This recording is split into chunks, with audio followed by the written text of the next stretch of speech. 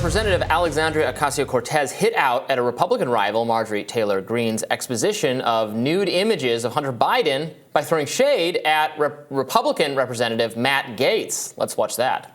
If the gentlelady from Georgia wanted to follow evidence, we should also take a look at, hypothetically, a case where sex trafficking charges against a 17-year-old girl potentially... The gentlelady's time's expired. The Department of Justice did, in fact, investigate Matt Gaetz in relation to allegations he trafficked a 17-year-old. Ultimately, prosecutors elected not to file charges earlier this year. I should say I think it was absolutely proper not to file charges against him. I think this situation was wildly mischaracterized by the media and overhyped. There was a 17-year-old that was on a flight with him, that they were maybe friendly or dating or something. It was not. There was no evidence presented that he paid her for sex. Well, if they were dating, that it was, right, but he didn't. Well, but you're allowed to date. It was not. It was. I mean, you can find it as icky as you like, but it was not violating the age of consent in the relevant jurisdictions. The age of consent is 16 in some states. It's 18 in others. Well, isn't the question of whether or not there will be a federal prosecution of him? Right, but he wasn't. But for it to be sex trafficking, you'd have to pay the person for sex. And so it was investigated, and they found Right. the Department of Justice decided not to file charges. Right. Now, But you see, that'd be a little bit like the drug scheduling. That'd be a federal way to get around the fact that it was legal here and it was legal entirely. here. But it is that. I mean, that is, I think I don't agree with how AOC chose to raise this point, but this is the point that there was prosecutorial discretion, and there was a choice not to prosecute. Or they looked at the evidence. Apparently, there was some question about whether a key witness would be willing to testify, and that was part of the decision not to go forward. The other part of this is that it all came to the public's attention because, and this is true, Matt Gaetz and his father were the victims of a blackmailing extortion attempt by this man who had contacted Matt Gaetz' father seeking, I think, like $25 million in order to help secure the release. It's kind of a crazy story. He believed this former FBI agent who went missing in the Middle East, who is presumed to be dead. This other person is convinced this guy is still alive and could get the government to do something about it by extorting Matt Gaetz' family. That was the origin story for all this, which is weird. And so that guy's being prosecuted now. Good. Blackmail is illegal and he should be prosecuted. Yeah. But the question is, I have no interest, if the Department of Justice doesn't want to prosecute, and there's no evidence, he has not been charged, he has not been convicted of a crime, I have no interest in smearing him as though he were.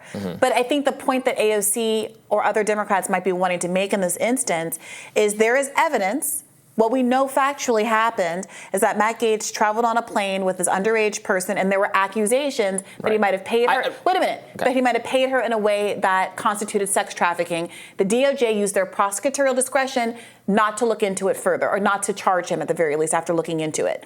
In this case, Marjorie Taylor Greene, in this IRS tax hearing, is bringing up that Joe Biden was on a plane with people not alleged to be underage, but whom he might have paid, and that it might have been sex trafficking. And Marjorie Taylor Greene is saying that the DOJ was negligent in not charging him. Okay. And what AOC is bringing up is to say, well, how are you supportive of the prosecutorial discretion in one instance and not the other instance? Without evidence, like I don't know what happened with Matt Gaetz, and I don't know what happened with Hunter Biden. But again, there's this interest in having a lot of concerns when it's a liberal actor and not when it's a conservative actor. And at very least, I think you should be consistent. I mean, is the argument. Yeah, I think the cases are extremely different. Now, overall, again, I don't think prostitution should be illegal. I would repeal the Mann Act. I think a lot of what gets described as sex trafficking is, in fact, consensual prostitution that people object to morally for various reasons, which is fine. You can object to it. I don't think it should be illegal. Obviously, it's illegal with underage people. But, consenting adults can do whatever they want. They can exchange money. None of my business, honestly.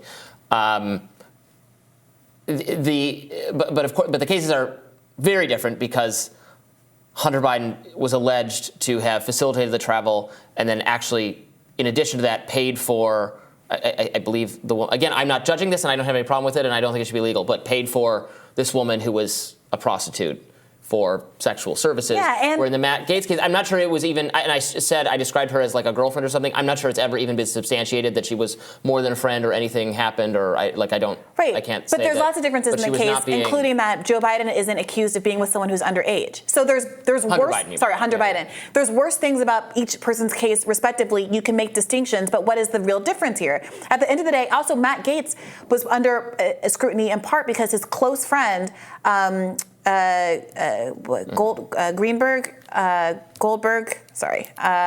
was Joel Greenberg, who was also a Florida state official, some kind of had to resign from his position over this.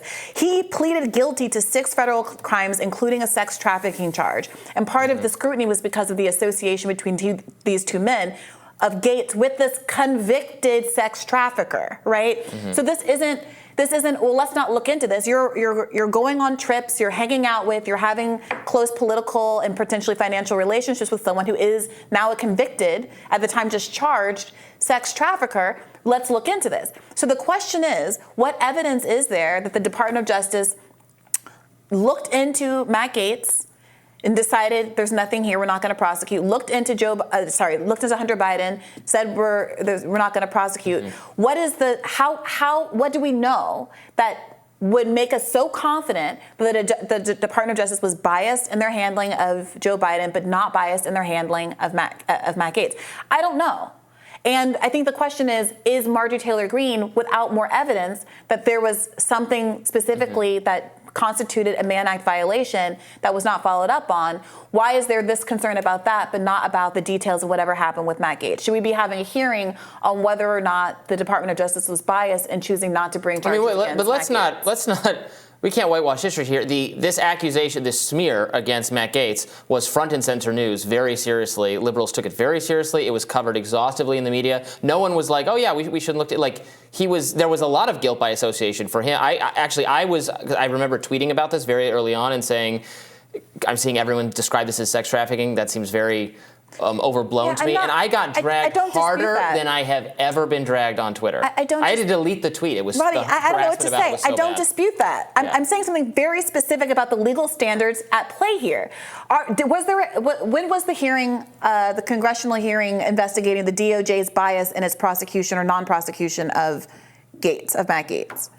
Well, they didn't do one. Well, and I don't think they should have. And in fact, the hearing that we talked about earlier in the day, the weaponization of federal government hearing, also wasn't about the sex trafficking or Mann Act charges. They brought 2 IRS witnesses up to talk about their firsthand knowledge of the tax crimes that Hunter Biden has been accused of.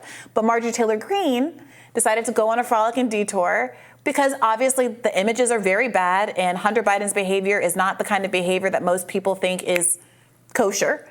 But decided to make a spectacle of that, I think perhaps not because she sincerely invested, this is the argument, this is what AOC is alluding to, not because she sincerely invested in making sure sex traffickers go down or that we make sure the DOJ isn't pulling punches with wealthy, affluent federal officials when they're the ones that are sex trafficking or people who are in politics, related to politics like Hunter Biden. If she were concerned in those ways, then you would expect that maybe she would have some more to say about Matt Gaetz. That is the argument that said, yes. Well, not so explicit. She kind of alluded to it. She never said the words Matt Gaetz. I think that was, but the allusion is pretty obvious. And that's the issue here. Again, I think that the way that people got carried away with Matt Gaetz was inappropriate. Very. I agree with you entirely on that. I mean, you don't have to like him. You can find his politics very bad. Right. Whatever. Right. But what I think caused AOC to be kind of triggered there, and I think she said she shouldn't have said what she said, but I think what triggered her into saying that and what so much of the Democrats were talking about during the hearing was that it does feel galling for people who spent their whole lives saying, the criminal justice system is great. I love the FBI. The police are our friends. If putting out songs about have you step on a flag or you yell at curse at a police officer, you're going to get what's coming to you. Right. To suddenly flip on a dime. Local police. Democrats like national police. No, that's not how it has been historically. And I'm talking about this moment in time. They loved it when Donald Trump was saying that the DOJ was evil and you got to let all the conservatives off the hook. And suddenly, suddenly they're like, oh, sex trafficking is bad, and the FBI is bad, and it's bad for cronyism to exist and for presidents to be pushing to let people that they are politically aligned with off the hook. I agree that it is bad. Everyone is but bad. like, I'm sorry, you can't get around how galling it is to be flipping on a dime and to not have had the same approach in both instances. My approach would be, the consistency is to say neither was prosecuted, and without evidence that there should have been some kind of red flag that there was a clear legal violation and bias in the Justice Department. You gotta let both of them go. Okay, I think people. Okay, all right, we'll leave it there. I think people think there are more red flags. Sure. People think there are more red flags in the Hunter Biden case. The flags were looked at. I looked at them too in the Matt Gaetz case, and I think that one there was nothing there. But who knows? And maybe everything's been handled appropriately by everyone, and it's all good, and there's nothing for us to get so upset over. We will see. All right, that does it for us today on Rising. However, you should not miss our exclusive interview with Robert Kennedy Jr., which is coming later after his testimony is finished. He's going to come by here, and we're going to ask him about that. Tomorrow, Jessica Burbank and Amber Athey will take the reins. You will definitely want to continue tuning in. Be sure to like, share, and subscribe so you never miss any content. For those of you who prefer to listen while you're on the move, we are now available anywhere you listen to podcasts. You're getting some vacation time in next week? I am. I will be out next week, but we will have wonderful people replacing me. Give you a little bit of a break from my antics, Robby. It'll be vacation for both of us. Okay, that's very kind, but we look forward to having you back bright and early, ready to go as soon as you get that break in. Take care, guys. Bye-bye.